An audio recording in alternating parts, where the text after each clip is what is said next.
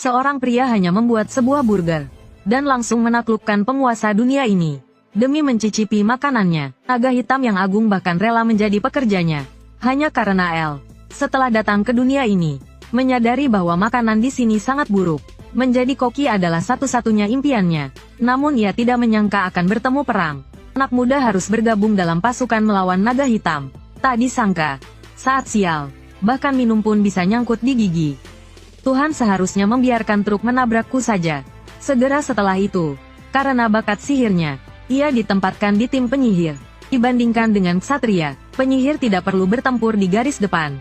Ini adalah pekerjaan yang ideal. Saat itu, ia tersedak makanan dalam mangkuknya. Entah kenapa, makanan di dunia ini tetap saja tidak enak. Jika aku bisa membuka restoran di dunia ini, akan seberapa laris usahaku, maka menjadi seorang koki adalah satu-satunya impiannya di dunia ini. Dalam tahun-tahun sulit yang terus berlanjut ini, akhirnya, dia berhasil bertahan. 15 tahun telah berlalu. Akhirnya ia menyambut masa pensiunnya. Kota kecil ini menjadi tempat dia memulai hidup baru. Kota Drake, bersama teman-teman yang ia kenal di pasukan, ia membuka restoran. Saat itu ia memanggil seorang wanita, dan dengan berlinang air mata bertanya apakah ada toko di sini. 15 tahun. Genap 15 tahun. Tak ada yang tahu bagaimana aku bertahan. Setelah beberapa basa-basi, pria itu mengetahui bahwa namanya adalah Rain. Dia adalah pemilik toko di sekitar sini. Kemudian dia merekomendasikan toko suaminya pada El, yang terletak tidak jauh dari desa ini. Pada saat yang sama, Rain memperingatkan El, bahwa suaminya agak temperamental. Namun setelah melihat Rain yang begitu ramah, El berpikir suaminya pasti juga orang yang mudah diajak bicara. Tapi saat bertemu dengannya, ia malah panik hingga tak bisa bicara. Ternyata pemilik toko mengira dia pedagang dari toko lain.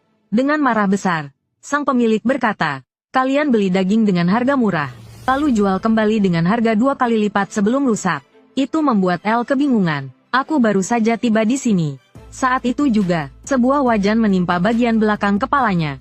Pemilik toko yang tadi garang langsung menjadi jinak. Kemudian ia bertanya apakah El ingin membeli daging belen. El pun mengangguk dengan pasti. Tak disangka, pemilik toko yang temperamental takut pada istri yang ramah. El yang terjebak di tengah merasa ingin pulang saja. Dengan wajan di tangan sang istri, pemilik toko hanya bisa menurut dan mengambil daging. Rain pun merasa sangat menyesal akan hal ini. Dulu suaminya juga seorang prajurit, namun berubah seperti ini setelah ditipu oleh rekan sendiri. Pada saat yang sama, pemilik toko pun membawa dagingnya, dan meminta El menunjukkan keahliannya. Karena daging belen ini berkualitas sangat tinggi.